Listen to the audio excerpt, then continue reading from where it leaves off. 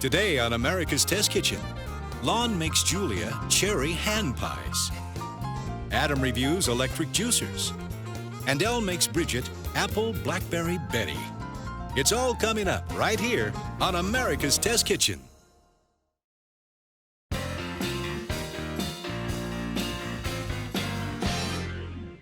When I was a kid back in the 70s, I was allowed to eat a Hostess cherry fruit pie once in a great while as a real treat, and I loved them in those little wax paper packages.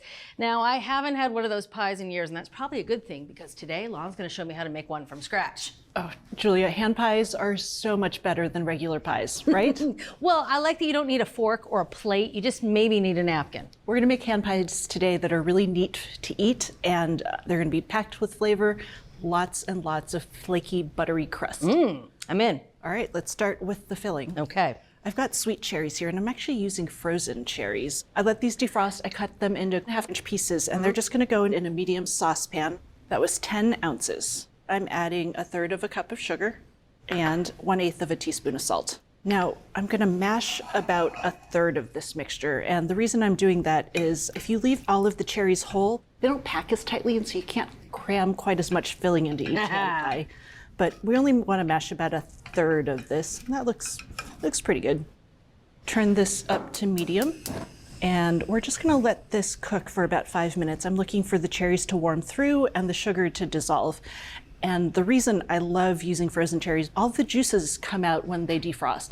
So you don't really have to be as careful about heating things through. If we were using fresh cherries, which you can do, you'd have to cook them more carefully to make sure those juices get drawn out. Now I'm thickening those juices with cornstarch. I'm gonna take my 4 teaspoons of cornstarch and stir it into 2 tablespoons of lemon juice. So it's been 5 minutes. This sugar is totally dissolved, and I'm just going to add my cornstarch slurry. And I'm gonna let this come back up to a simmer. After it does that, I'll cook it for 30 to 60 seconds, just until that juice thickens up. You can see it bubbling, and those juices are already thickening. This looks great. Looks delicious. Yeah, let's get this out of here. Now, when I was working on this, I actually developed a couple different fillings. There's a peach one that I just love, and there's a pineapple one that you should not sleep on. And you can find those variations on our website. Now, this has to cool before we can work with it, so it doesn't melt the butter in the pastry. I'm gonna pop this in the fridge for an hour and a half. You can make this up to 2 days in advance. Okay. You ready to make some pie dough? I am. All right, we're gonna do this by hand. Okay. This is a rough puff. You kind of have stacks of flakes rather than perfect layers. And I'm starting with a 1-gallon heavy-duty zipper lock bag. You're making the dough in the bag. Yes. That's interesting. I've never seen this done before. It's a lot of fun. You'll like this. I've got 2.5 cups of flour, and I like to actually weigh the flour here because using the right amount of flour is really important. It's all-purpose flour. Yeah, so 12.5 ounces, 2.5 cups. Next up, 2 tablespoons of granulated sugar and 1 teaspoon of table salt. Okay, I'm with you. We'll just give this a shake to mix. Next up, our butter. This is 2.5 sticks of unsalted butter, cut the long way. It's straight from the fridge, nice and cold. Now I'll seal this up, and I'm gonna work most of the air out. You don't have to get all the air out. And we'll give this a shake to coat the butter with flour. Now that my butter is coated, I'm gonna start at the bottom of the bag, and I'm just gonna rock, because this butter is still fairly hard. Rolling the pin would just kind of skate over the top, and I wanna flatten this butter into large flakes. And as we're doing this, if I notice the butter sticking to the bag, I'll just pick it up, give it a shake to move it around. I'm looking just for large flakes, maybe 1/8 inch thick. Okay. Once it's gotten flatter, you can feel how it's softened up a little bit. Oh yeah. Now rolling is really easy, and we're gonna switch to that. I'm gonna continue to flatten the butter, make butter sheets in here, and it's those sheets that will puff when we bake this to give us our flaky layers. This looks great. Let me dump this out into a bowl. I have 3/4 cup of ice water. Because we weighed the flour, we can just add all of this all at once. I love that. Now I'll give this a quick toss to mix in that water. So now that I don't have any pockets of water in here, we're gonna work this on the board. I'm gonna generously flour this counter. And what I wanna do is pat this mixture into an 8-inch square, kind of roughly. I'm gonna roll this into a 10 by 15 inch rectangle. I'm gonna keep the short side near me and roll that way. And I'm not worried about the fact that it's looking a little ragged right now. Now I'll use that same bench scraper to do a trifold, and it's kind of the fold you'd use with a business letter. So let's give this a quick spin, and we're gonna repeat that folding step, and that's gonna build layers into our pastry. So it's a 90-degree rotation, and you can see this has already come together a little bit more. You don't see discrete pieces of butter. When you have like a discrete chunk of butter and you go to bake it, that butter melts out and you're left with kind of a hole. A hole that the filling could leak out of. Exactly, and we don't want that. Yeah, you can see it's really quite swirled in there. Yeah, and I'm not super concerned with this being a perfect rectangle. We're gonna keep working this and rolling it some more. So, all right, one more fold. So this amount of dough makes 8 hand pies, and I'm gonna divide it in half to make rolling this out a little bit easier. And we'll wrap this up and pop it in the fridge for an hour. During that time, the flour's gonna absorb some of that water, the dough firm up a little bit, the gluten relaxes, and it makes rolling this dough out a dream. All right, Julia, it's been an hour since we popped these in the fridge. Nice and chilled. They really are, so let's get started. I'm actually gonna start with our egg wash. I've got 1 whole egg here, and I'm adding a pinch of salt. And I'm just gonna beat this. So we'll set this aside and let the salt do its job and roll out some pie dough. All right, I see 2 rolling pins. Yeah, so each of these is gonna make 4. I thought it'd be fun if you'd made some and I made some. Yeah, I love it. I'm gonna flour my work surface, and you are shooting for a 9 by 17-inch rectangle. Okay, little flour on top, I see. Okay. When pie doughs are really firm, I like to do that rock and roll thing again, so just kind of a little bit of mushing to thin it out and soften it. All right, this dough is easy to roll, my goodness. So we want this dough nice and thin. 17. Great. So now we're gonna rotate this. I think it's easiest to roll the dough onto the pin, and then you rotate it and unroll. We're actually gonna use this egg wash to mark where we wanna place the filling. I'm gonna put a 1-inch wide strip right down the center of the dough. And then I'm gonna put more egg wash along the sides and the bottom, but just the bottom half. And now we're gonna divide this area into 4 because we're making 4 hand pies. So once right down the center, down the sides, and that is where our filling will go. Oh, okay. I wanna pump up the flavor just a little bit. I'm using 1/8 of a teaspoon of almond extract here, but you can use lemon zest, you can use dried spices. We're gonna put 2 tablespoons of filling into each of these squares, and then I'm gonna spread it out, not all the way to the edge, but I wanna shape it into a square and flatten it slightly. That'll make folding the dough over a lot easier. Okay. Little bit of smushing out just to make a nice square and flatten it. Instead of folding this entire sheet of dough over, I'm gonna cut it into 4 pieces so that we're working with just 1 hand pie at a time. And I'm using a pizza wheel, but a sharp knife will do just fine. Pizza wheel makes it easy though. That looks great. Yeah? Yeah, now we fold. The only trick here is I like to push that down first to anchor it. The fold? Yep. All right, press on the fold. And then you want to make sure you get as much air out of here as you can. We'll vent it later, so if it's not perfect, it's not a problem. All right, think I'm good. Yeah, nice job. Okay, now we trim. Since they're all lined up, you can just run your cutter or your knife right across the top. Getting rid of that fold allows the dough to puff a little bit taller. Right. It's gonna clean up the edges. I'm gonna use this fluted cutter because I love the tidy edges it makes. This is kind of the fun part because you can finish these however you want. I'm actually going to do a nice fork crimp on this. I think it's such a lovely traditional hand pie look. Yes. Totally fine to skip this because that egg wash is the thing that's holding the filling in place, not the crimp. Now to vent these, I'd like to put a 1-inch or so slit, and it almost doesn't matter the shape of the slit. You can use a little decorative cutter and put shapes on top if you'd like. Now, these hand pies, you can actually freeze and then pack up into an airtight container, keep them in the freezer for a month or 2 and bake them off one at a time if you wanted to. Oh, that's cool. I'm gonna move these to the fridge. I wanna let them firm up a little bit. That helps the dough hold its edges when we bake it. Just 15 minutes in the fridge is plenty of time. Okay. All right, Julia, one last thing before we bake these. Okay.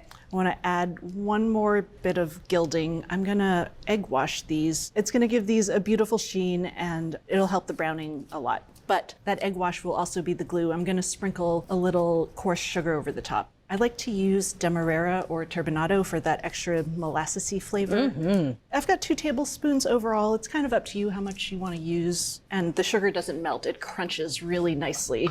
So Julia, these will bake in a 400-degree oven on the upper and lower middle racks, and they go for 20 to 25 minutes until they're golden brown. About halfway through, I'm going to go in and rotate those trays and swap them as well so they bake evenly. After they come out, they'll rest for about 20 minutes before we can dig in. They look ready to eat, and they're still warm. Yeah, they are best served warm. Oh, just slightly warm, so you can still pick them up. But Yeah, but didn't they hold their shape well? That little chill really kind of gave them a little bit of extra. they are lookers. Yeah. So sweet. All right. I can't wait any longer. Mmm.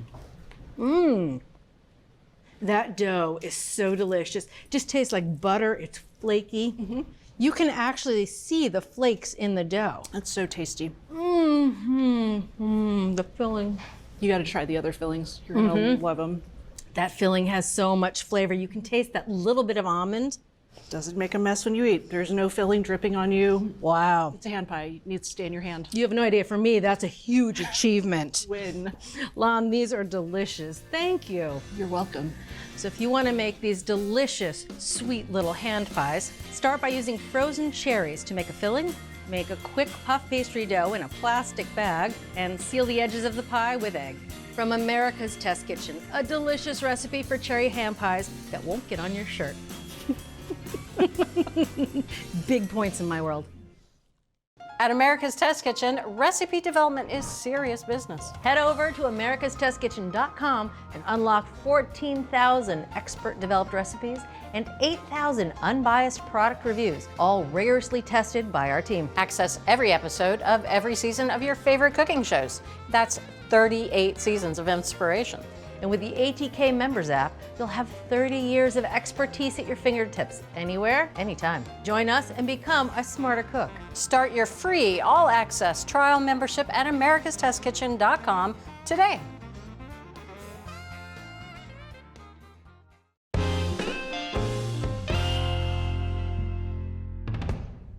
The 70s are back. I'm so sorry, but they brought their juicers with them. Adam's here.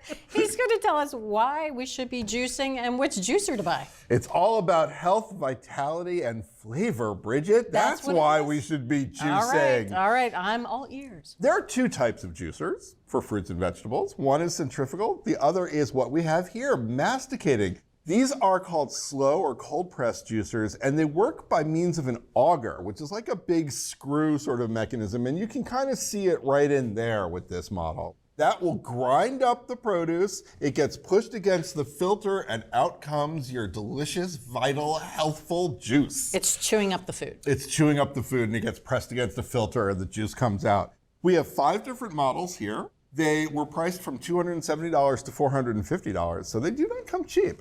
We tested them on carrots, kale, and grapes.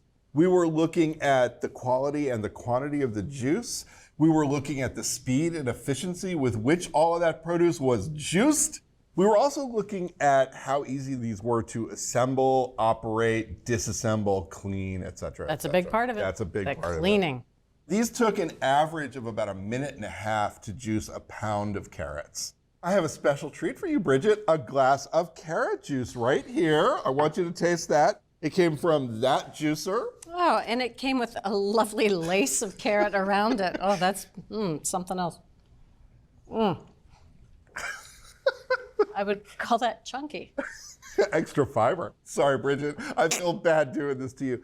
You can tell some of these juices were smoother than others. This one was a particularly gritty juice. I have to be honest about cleaning these things. It's a process. Some of these things were a little harder to take apart and put back together. Others were a little bit easier. The filters were kind of a drag to clean because you had to really get in there and scrub them. So none of them are a dream to clean. If you want a masticating juicer, this is the one to get. This is the Omega Vertical Square Low Speed Juicer. It's $400. Ooh. Nice smooth juice of all types, including the kale, which I know is special for you. Pretty quick to operate, pretty easy to put together, take apart, and clean. This is definitely the juicer to beat in this group. Well, you know, even though it's pricey, vegetable juice and fruit juice that are fresh pressed at the market are really expensive, so maybe it'll pay off. In the long run, you'll save some money. If you juice a lot at home, then maybe you want to invest in our top juicer. It's the Omega Vertical Square Low Speed Juicer, and it runs about $400. Are you ready to take your cooking to the next level? Introducing the complete America's Test Kitchen TV show cookbook. Featuring every recipe from every episode of America's Test Kitchen. That's thousands of recipes. That texture is unbelievable. Reviews, gadgets you didn't know you needed. And tips. Yes, there's some terrible choices, but there are also some amazing choices. We've spilled all of our secrets and included our insider notes alongside each recipe. Plus, there's a handy shopping guide so you know exactly what to grab when you're at the store. And of course, it makes an excellent gift. Get your copy today at americastestkitchen.com.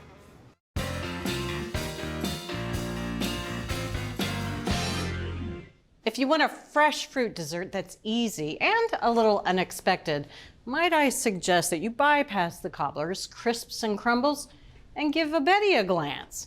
Elle's here, and she's going to show us how to make this spectacular fresh fruit dessert that really is easy to make. That's right, we're gonna make a classic dessert that really wows and gives the vibe that you spent hours making it when really it's done in a split second. I love the way you think. Oh yeah, we're gonna make an apple blackberry Betty. Oh, sounds great. Yeah, and it starts with breadcrumbs. Right. We're gonna start in our food processor with 7 slices of white sandwich bread. And all 7 slices are going in. All right. I've cut these into 1-inch pieces. So they're just gonna go by themselves in the food processor for 15 pulses. All right, that's perfect. We don't want it to be too small, just some good coarse pieces. And to it, I'm gonna add a 1/2 cup of packed light brown sugar. Okay. And also 1/2 teaspoon of salt. And 5 more pulses. Okay. All right. And that's just enough. You can already see the sugar crystals are all through the breadcrumbs. Yes. So excited.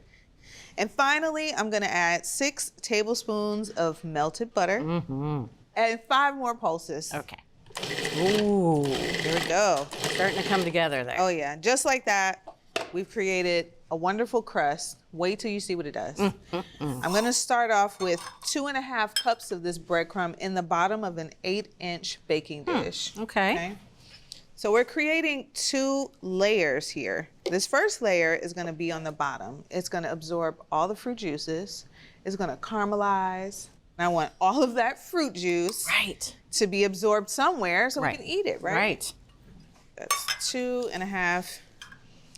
And I'm gonna loosely press the breadcrumbs on the bottom. Huh. It doesn't need to be packed, but they do need to be pressed evenly.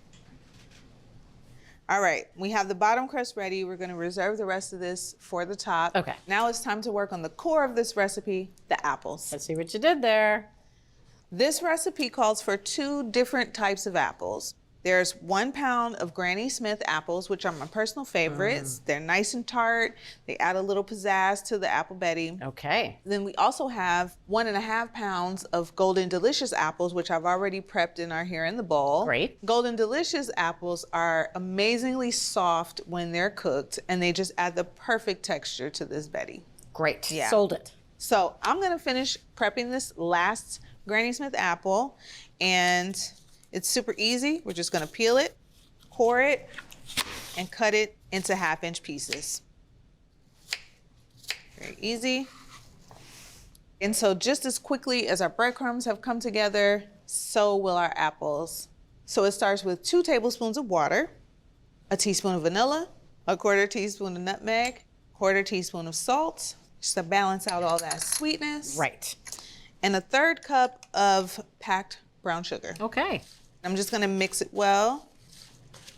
All right, that looks really good. It looks like Everything is covered. Macerated apples. Lovely. All right, let's move on over to our crusts. We're going to pile all these apples right here on the crust. And we do need to make an even layer. I kind of like to save the juice for last so I can pour it all over, make sure it gets everywhere, not just in the center. There we go. Finally, we have 3/4 cup of blackberries. Now, if they're really big, you can cut them in half. Okay. These are nice and small, which means we'll get a good even distribution of berries. How lovely.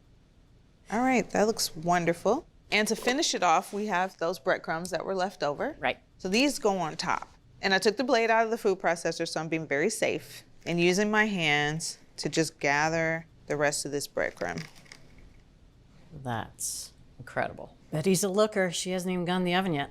Okay, so I'm just gonna press the breadcrumb down with my hand, just slightly, not too much, just patting, gently patting. All right. First it's a Betty, now it's a Patty. That's her middle name, Betty Patty Breadcrumbs. Elizabeth Patricia, get in the oven.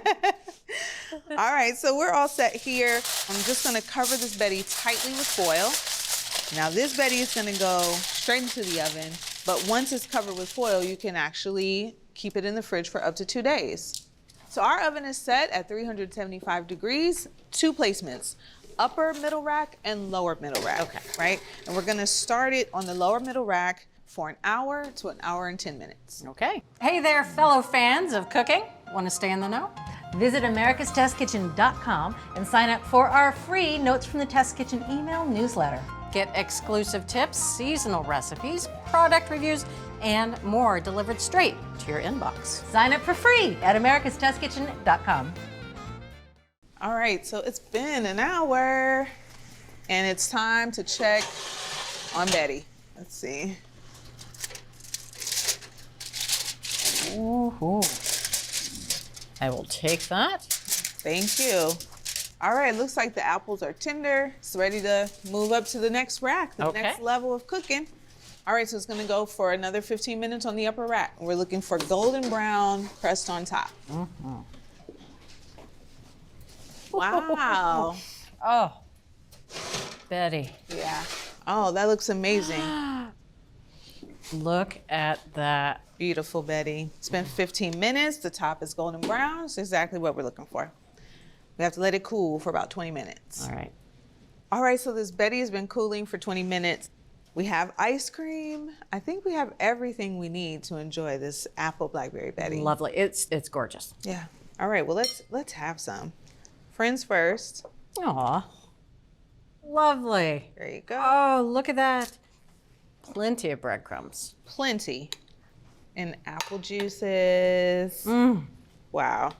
Leave no juice behind. No juice behind. All right. Tucking in. Tender apples. Nice, soft breadcrumbs on the bottom. A little crisp from the breadcrumbs on top. Well, the breadcrumbs on the bottom mixed with those juices, it's almost like it's a little dumpling dough down there. Yeah. Apples nice and crisp. Some of those are a little bit softer, a little bit more broken down. Must be the golden delicious. Yeah. And the topping, really, really crunchy. Summer fruits, Yeah. satisfying. Spectacular. Spectacular Betty. Like you. Thank you. Well, it takes a spectacular L to make a spectacular Betty, and you're gonna wanna do this at home too. And it starts by pressing a layer of breadcrumbs right into the bottom of the baking dish. Top the mixture of sweet and tart apples with more breadcrumbs. Bake the Betty under foil and then finish on the upper rack for a beautifully brown crust. So from America's Test Kitchen, so sweet, so simple, and so spectacular, Apple Blackberry Betty. You can get this great recipe and all the recipes from this season, along with product reviews and select episodes. And those are all on our website, americastestkitchen.com/TV. I'm almost not even eating the ice cream. Almost. We hope you enjoyed this video as much as we enjoyed making it. Don't forget to hit that like button and subscribe to our channel. And if you're ready to take your cooking to the next level, head over to americastestkitchen.com and get a free all-access trial membership. While you're there, you can sign up for our free email newsletters and download our app. With unlimited access to over 14,000 of our Test Kitchen recipes and 8,000 product reviews, you'll have everything you need to cook and learn. So I ask, what are you waiting for? Let's make something great together.